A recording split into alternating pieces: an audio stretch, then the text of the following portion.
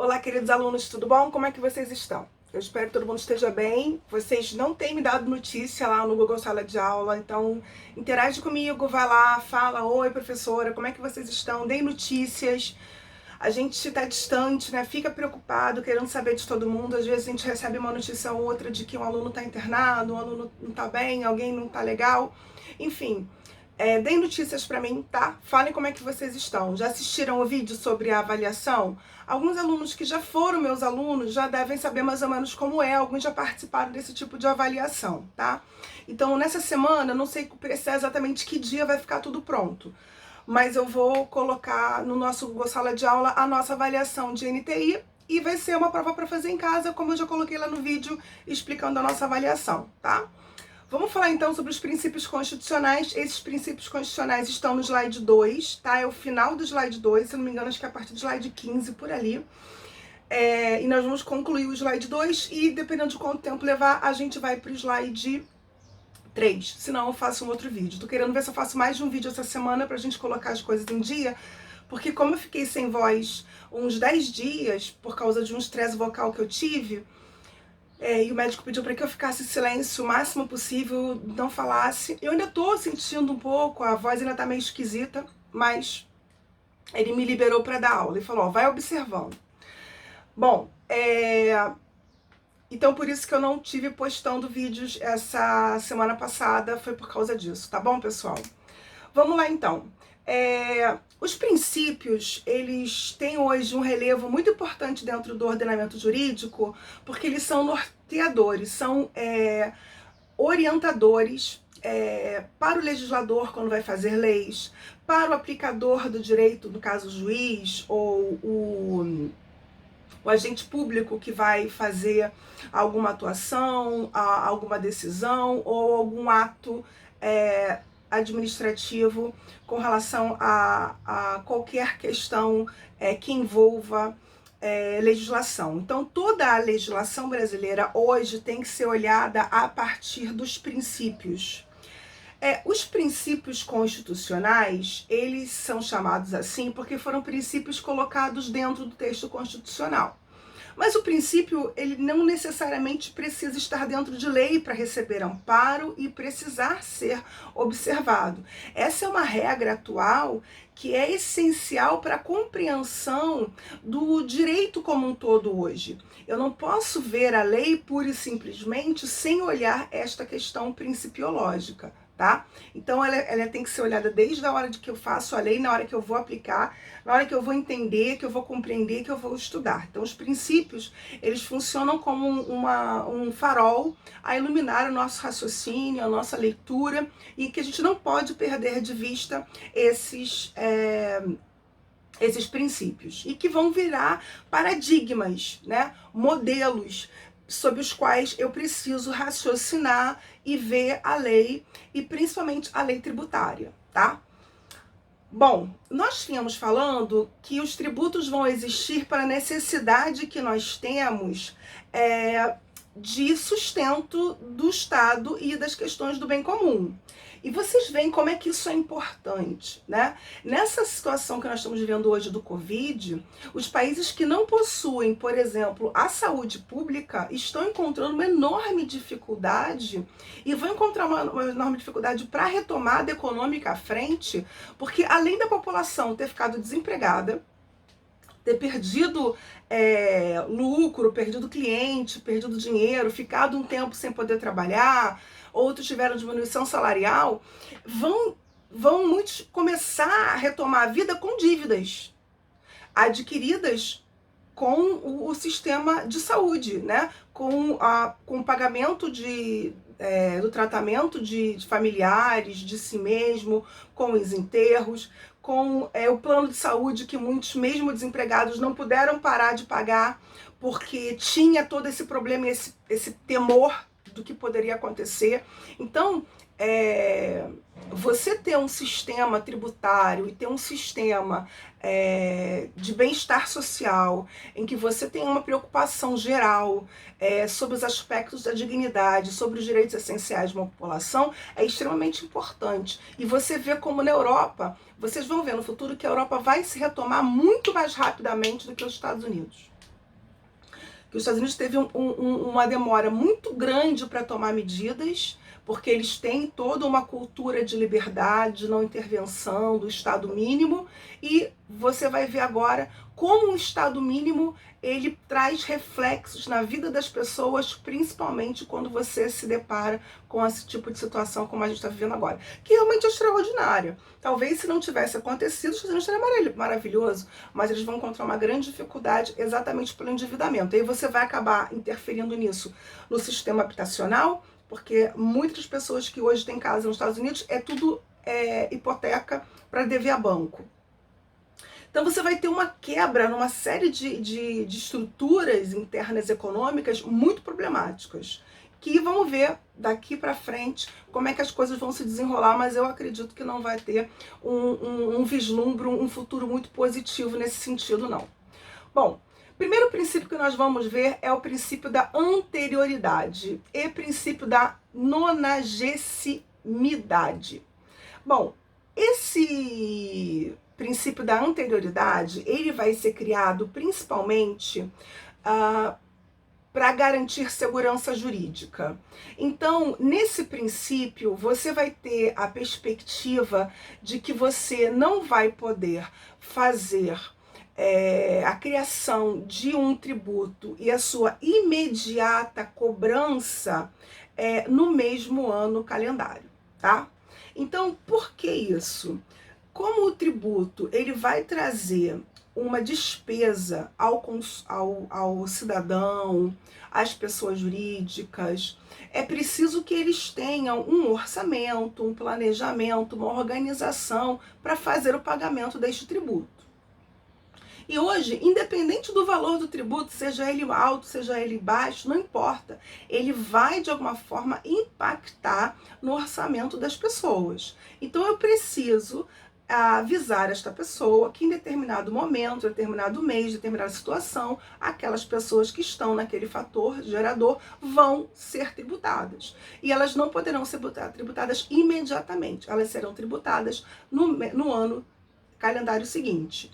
E com isso também você não vai ter nenhum tipo de problema com relação ao seu orçamento, porque o orçamento público é feito no ano anterior, prevendo e encontrando os recursos dentro daqueles impostos e tributos que já existem, sabendo que novos tributos criados só poderão ser cobrados no ano seguinte, tá bom? Bom, isso você vai encontrar no artigo 150, inciso 3, a linha B da Constituição Federal, e no artigo 195, parágrafo 6 da Constituição Federal, que vai estar exatamente especificando esses dois princípios, em que você não poderá, no exercício financeiro daquele ano, fazer cobrança tributária, apenas no ano seguinte. Eu botei aqui o artigo 150, eu vou ler para vocês.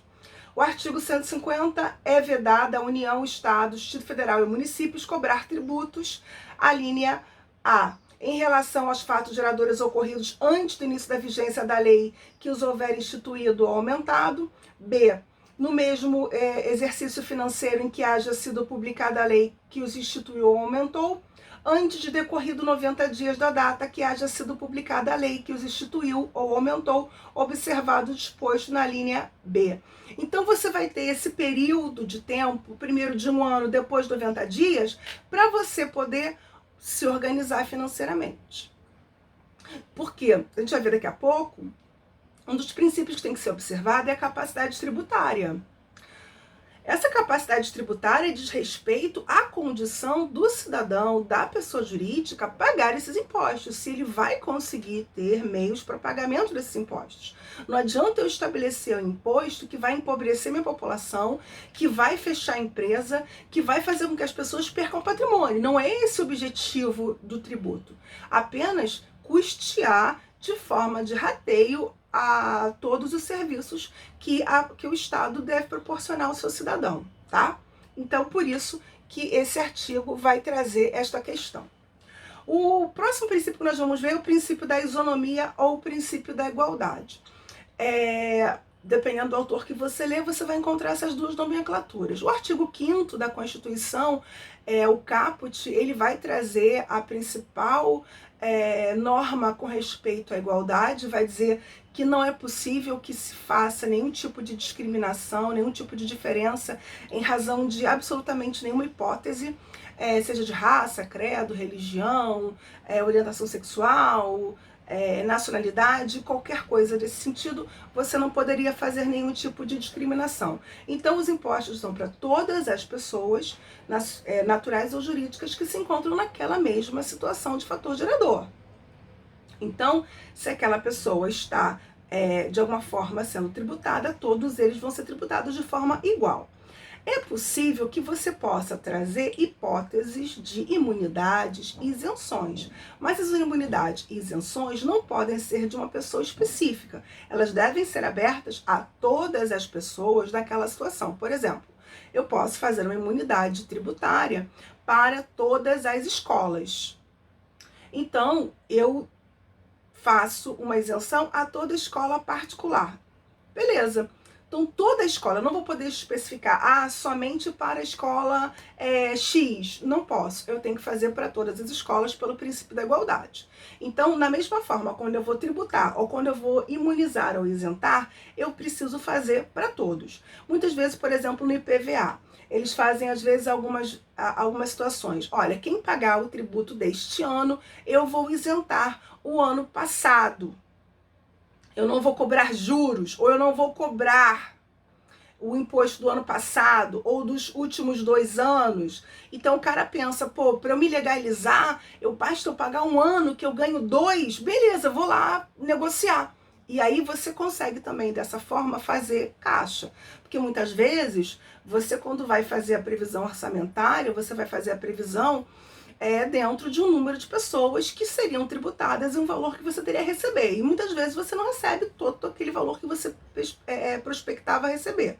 Então, se não vai ser recebido, você pode ter um problema de caixa. E muitas vezes, sendo necessário, você poderia fazer esse tipo de coisa. Mas aí vai ser para todo cidadão que não pagou imposto naqueles 2 anos, ou no último ano, ou não vai pagar os juros. Enfim, você vai fazer isso de forma igualitária para todas as pessoas, tá?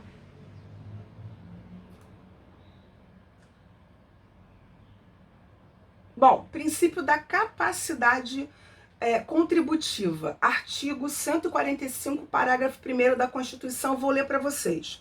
Sempre que possível, os impostos terão caráter pessoal e serão graduados segundo a capacidade econômica do contribuinte, facultando a administração tributária, especialmente, para conferir efetividade a esses objetivos, identificar, respeitado os direitos individuais e, nos termos da lei, o patrimônio, os rendimentos e as atividades econômicas do contribuinte. Então, você vai pensar nas despesas que o Estado tem, nas despesas que o contribuinte já tem, em todos os impostos que já existem, e aí você vai ter que ter um raciocínio e pensar no aspecto geral. Muitas vezes, quando você vai no município criar um imposto, eu preciso pensar e ter uma perspectiva de que existem outros impostos municipais, existem outros impostos estaduais, outros impostos federais. Eu preciso ter essa perspectiva e pensar quanto eu posso cobrar. E nessa cobrança eu vou pensar nessa capacidade contributiva. Se por acaso este princípio não estiver sendo consagrado, não estiver sendo aplicado, e algum imposto ultrapassar a medida, que foi exatamente o que aconteceu aqui no Rio de Janeiro, com relação ao IPTU. Todo mundo sabe que eu acho que foi o ano passado que o Crivella fez um mapeamento por drones e aumentou o IPTU de todo mundo, porque disse que aumentou a área edificada. Passou a cobrar impostos de locais que antigamente não cobrava, porque existia a ideia de área de risco. Não lembro se era exatamente essa expressão que eles colocavam no IPTU, se era área de risco. Mas se não for isso, quem lembrar, bota o nome aqui para mim nos comentários. Então, ele fez o quê? Ele aumentou. Então, algumas pessoas receberam imposto ali em Bangu, na região ali ali do outro lado de Bangu, ali perto da Sul América, aquela rua Sul. Teve pessoas ali recebendo IPTU de 12 mil reais, 15 mil reais. E pessoas que não pagavam IPTU. Então, se tornou para essa pessoa absolutamente impossível. Porque mesmo no parcelamento de IPTU de 15 mil, você vai pagar mais de R$ 1.000 por mês só de IPTU. Fora todos os outros impostos que você faz o pagamento. E fora a tua vida, o sustento da tua família, né? Não é justo que o imposto seja de tal forma oneroso que coloque em risco a sobrevivência da sua família. Ou até mesmo que te faça obrigar a vender o seu imóvel. Então, muitas pessoas ingressaram com ações pedindo o recálculo desse valor de imposto para que se pudesse chegar a um valor que as pessoas pudessem pagar, né? E não viesse a onerar excessivamente o contribuinte e tornasse impossível que eles tivessem uma propriedade. Até porque, para a população mais pobre, ter um imóvel é um sonho. E aqueles que alcançam esse sonho têm essa tranquilidade de pensar, eu tenho minha casa própria, vou deixar para os meus filhos, eu tenho uma velhice garantida porque eu tenho um teto sobre a minha cabeça, é essencial para a população, além de ser um direito de garantia fundamental, um direito humano previsto na Constituição e previsto na Declaração Universal de Direitos Humanos. Então, nesse ponto, se ingressou com uma série de ações com base exatamente no artigo 145, parágrafo 1º, pois o imposto se tornou excessivamente oneroso. Porque, embora você faça um cálculo sobre a área edificada, existe um parâmetro. Então, cada metro quadrado edificado vale X. Só que se você vai cobrar X por cada metro edificado, quando você vai ver o cálculo final, vai ficar uma coisa absurda e impossível da pessoa pagar, tá bom? Por isso que vocês veem a importância que você tem na questão prática de um princípio. E com base nisso, várias pessoas conseguiram rever, algumas ainda estão na justiça, revendo o cálculo do seu tributo. E o problema é que fica, que às vezes demora muito a justiça tomar uma atitude, junta um ano com outro. E aí, né? Bom, o princípio da irretroatividade. Vocês já aprenderam comigo, lá em Direito e Noções Gerais, que a lei não retroage. É a regra do ordenamento jurídico. A lei é feita para o futuro, para frente. Ela não vai para trás. Essa é a regra. Então, também, dentro do direito tributário, não haverá irretroatividade. Então, uma vez criado o tributo, ele é sempre feito para frente e não para trás. Eu não posso tributar situações passadas, apenas situações futuras, inclusive porque esse princípio está juntinho ali com o princípio da anterioridade, porque eu não posso criar tributos para o mesmo ano, muito menos para o passado. Eu vou sempre criar tributos para o futuro. Isso é um princípio que vai estar ligado à segurança jurídica, que está ligada à questão de capacidade tributária. Então, todos esses princípios se interligam e estão unidos. Eu trouxe aqui o artigo 5º artigo 5º, inciso 46 da Constituição, que vai dizer: a lei não prejudica o direito adquirido, o ato jurídico perfeito ou a coisa julgada. Porque a lei é sempre feita para o futuro. Aquilo que já se consagrou na lei antiga, na lei anterior, ou não havendo lei, não pode ser atingido, tá? Artigo 150, inciso 3, também da Constituição, vai dizer: em relação aos fatos geradores ocorridos antes do início da vigência da lei, que os houver instituído ou aumentado. Ou seja, eu não posso estar atingindo fatos passados, apenas fatos futuros. Você imagina só que loucura? Seria um absurdo. Bom, vedação de efeitos confiscatórios. O confisco é a tomada de patrimônio do cidadão por parte do Estado. O Brasil tem uma triste lembrança de confisco, que foi o fato da poupança no governo Collor. E aquele episódio pode ter nos ensinado uma grande lição que é muito comum acontecer. Quando um candidato, já nas eleições, né, quando está concorrendo, começa a dizer que o outro candidato vai fazer uma coisa, pode crer que é ele que vai fazer, porque foi exatamente o que o Collor fez. O Collor botou na cabeça das pessoas que o Lula, na época, ia fazer o confisco da poupança. E não deu outra. Quando ele ganhou, a primeira coisa que ele fez foi confiscar a poupança. E a Zélia Cardoso de Mello entrou para a história como uma das piores, se não a pior ministra da Economia que o Brasil já teve. Houve uma quebradeira geral, destruiu uma série de vidas de uma série de pessoas, que ficaram sem poder mobilizar o seu patrimônio líquido, que era o patrimônio que estava nas contas e estava nas poupanças. Foi retirado deles. Havia um limite, não lembro agora exatamente até quanto você podia retirar, mas havia um limite, e todo o resto ficava preso, e você demoraria tanto tempo para resgatar. E depois se perdeu esse dinheiro, quando foi devolvido, se foi devolvido, não teve a correção monetária devida, não se perdeu o valor que existia naquele período, e você teve uma dificuldade muito grande, principalmente para as pessoas de médio e pequeno porte, porque é muito grande empresário já sabia do que ia acontecer, guardou seu dinheiro de outra forma, mas os pequenos empresários, médio empresários, ficaram sem ter nenhum tipo de capital de giro. Foi uma coisa louca, um desespero.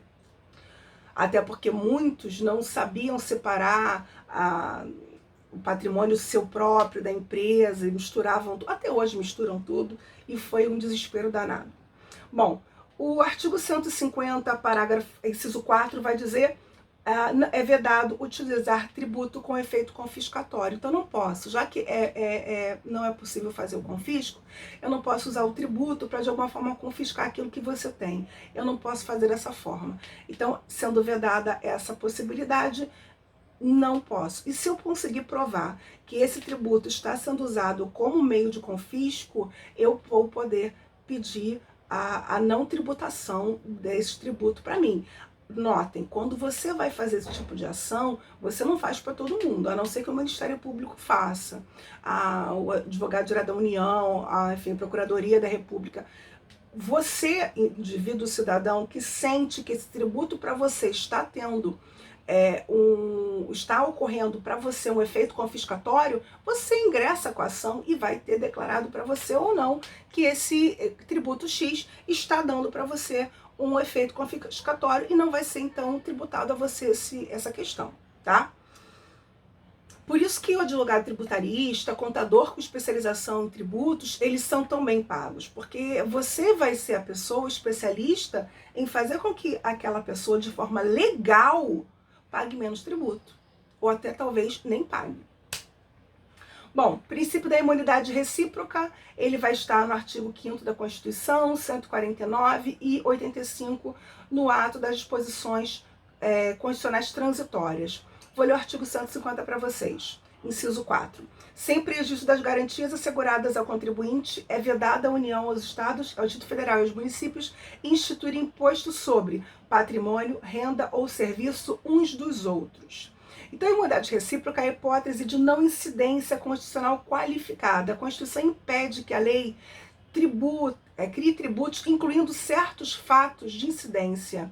Ou seja, há uma imunidade em regra quanto a esses impostos. E aí você vai ter exatamente a não possibilidade de se criar impostos sobre isso, tá? Então, nessa perspectiva, é separado pela Constituição algumas partes ou algum tipo de patrimônio que não terá incidido impostos.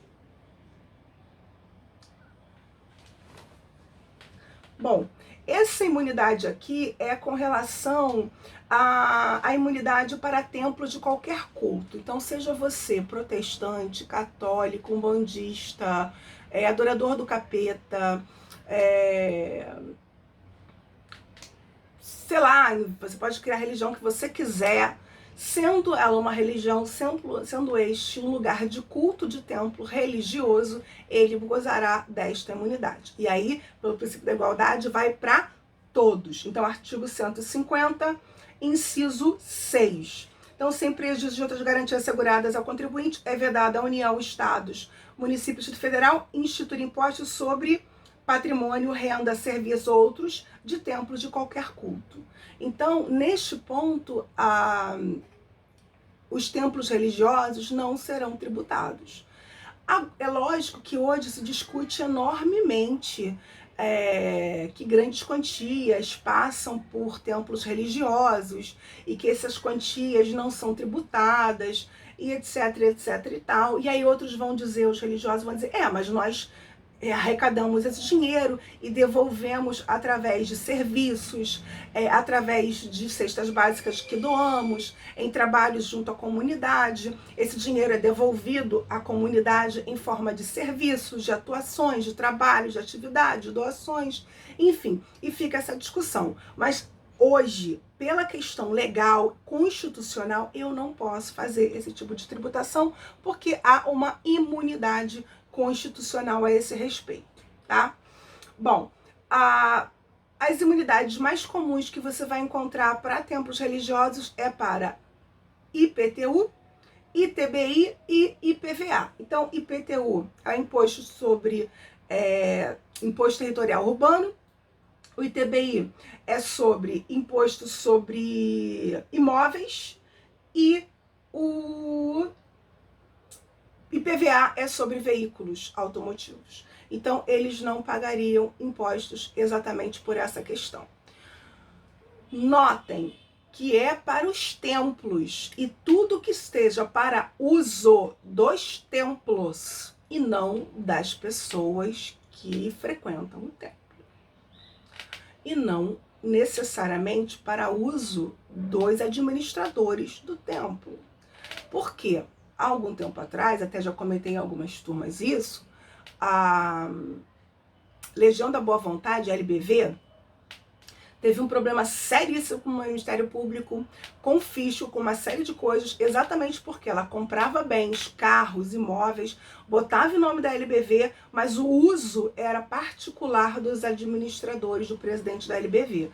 Então, é o bem que tem uso religioso, tá? Não posso sair comprando qualquer coisa, boto o nome da igreja e vou ter imunidade, não vou pagar imposto. Não é essa a ideia, tá? E o religioso que faz isso não é religioso de verdade. Bom, imunidades não auto-aplicáveis estão no artigo 150, inciso 6. São desonerações de impostos para 4 tipos de pessoas jurídicas: partidos políticos, sindicatos de empregados, instituições de educação e entidades de assistência social. Então, cada um por algum motivo específico, você vai ver, por exemplo, as entidades de educação, para que você possa de alguma forma baratear e facilitar o acesso da população à educação, que ela, claro, prioritariamente é feita pelo serviço público. No ensino fundamental, a nossa Constituição prevê ensino público e universal para o ensino fundamental. Os outros segmentos de educação não é obrigação do governo dar. Ele pode oferecer, deve oferecer, mas não é prioritário dele oferecer. Então, muitos como vocês estudam em universidades particulares, que precisam, de certa forma, diminuir o máximo possível as suas despesas, porque as despesas estão incluídas o quê? O preço. O preço tem a ver com despesa. Então, eu preciso incluir no preço as despesas que eu tenho rateadas pelo número de pessoas que eu possuo como alunos. Então, eu vou diminuir o valor através disso. Então, você vai ter uma série de questões em que eu vou ter, por exemplo, assistência social, como ela vai ajudar a pobreza, a vulnerabilidade social, já que ela está doando à sociedade, eu não posso querer que ela doe 2 vezes à sociedade, porque ela não, o imposto, de alguma forma, é uma forma de custeio de serviços sociais, é uma forma de você retornar à sociedade aquilo que você ganhou e dividir com todos. É o princípio da solidariedade social. E a assistência já faz isso. Então, eu não poderia onerá-la 2 vezes. Então, você vai ter os motivos para que você não venha a fazer isso e várias vezes, tá? Bom, essas imunidades, então, também vão dizer respeito principalmente a IPTU, ITBI e IPVA, tá? É preciso depois você verificar nas leis municipais, leis estaduais, se você vai encontrar imunidades relativas a outros impostos. E é importante também lembrar que cada estado, cada município vai ter a sua lei específica. Então, se você faz trabalho de contabilidade para outros municípios, para outros estados, você precisa também ficar de olho nessas questões. E cuidado para, às vezes, o hábito não fazer com que você tribute São Paulo com o tributo de Rio de Janeiro. Não é igual, é diferente. Então eu preciso ter essa perspectiva. Bom, artigo 151 vai trazer para a gente o princípio da uniformidade tributária. Vou ler para vocês. É vedado à União, proibida à União, instituir tributo que não seja uniforme em todo o território nacional ou que implique distinção ou preferência em relação ao Estado, ou ao Distrito Federal ou ao município, em detrimento do outro, admitida a concessão de incentivos fiscais destinados a promover o equilíbrio do desenvolvimento socioeconômico entre diferentes regiões do país. 2. Tributar a renda das obrigações à dívida pública dos estados, município e Distrito Federal, bem como remunerar proventos respectivos agentes públicos em níveis superiores do que são fixados as obrigações desses agentes e instituir isenções de tributos da competência dos estados, Distrito Federal ou do município. Isso tem a ver com a competência tributária que a gente já tinha visto. É importante fazer essa separação, cada um dentro do seu quadradinho. A União, né, porque ela é a União que ela vai poder isentar e imunizar um determinado local e não outros. É preciso que ela tenha um tratamento isonômico. Essa isonomia tem que ter muito cuidado. Como, por exemplo, está acontecendo agora com essa PEC com relação ao governo federal dar a diferença do ICMS e do IPI. Acho que, se não me engano, agora eu fiquei na dúvida se é o IPI. Mas pagar a diferença do que não está se arrecadando nesse período da pandemia. Ah, mas alguns estados vão receber mais do que outros. Claro, alguns estados têm mais pessoas que outros. Se eu pago igual para todo mundo, é lógico que eu vou dar um problema para São Paulo, que tem uma população enorme. E vou favorecer municípios com menos pessoas, que vão receber uma grana absurda. Totalmente desproporcional. Então você pensar quanto de ICMS, quanto de imposto São Paulo gera pelo número de cidadãos que tem lá e de despesas que tem lá, com internação, com hospital, com pessoal, com tudo, e o número que uma cidade bem menor vai ter é diferente. Eu preciso isonomia não é tratar todo mundo igual, é tratar iguais de forma igual e diferentes de forma diferente. Isso que é isonomia. Tá? Então, eu tratar todo mundo igual não é dar uma cadeira de roda para todo mundo, é dar cadeira de roda para quem precisa. Tá entendendo? É a gente fazer o igual para igual e diferente para diferente. A gente conclui aqui os tributos, leiam os slides, escolham um livro, já falei para vocês isso, tem vários livros lá no nosso Google Sala de Aula, na pasta biblioteca. Escolham um dos livros e qualquer um dos livros que você escolher, você vai encontrar os princípios. É importante que vocês leiam também a matéria, tá? E vocês vão poder também consultar esses livros, consultar a internet para fazer os trabalhos que vão ser utilizados como a nossa avaliação de NTI, tá bom, pessoal? Um grande beijo para todo mundo, fiquem em casa, usem o horário que vocês estariam na sala de aula para estudar, não estão de férias, nós estamos estudando e é preciso que você tenha disciplina de usar os horários que você estaria na faculdade para estudar. Usem as dicas que eu estou postando lá no meu YouTube. Se inscreve no meu canal, sempre está saindo vídeo novo sobre dicas de estudo. Essa semana vai sair mais um. Então é importante que você use essas dicas para a sua vida, mas principalmente agora, nesse período de pandemia, que a gente precisa de muita disciplina para conseguir estar estudando. Tá bom, pessoal? Um grande beijo para todo mundo. Fiquem com Deus. Tchau, tchau. Até o próximo vídeo. Beijo.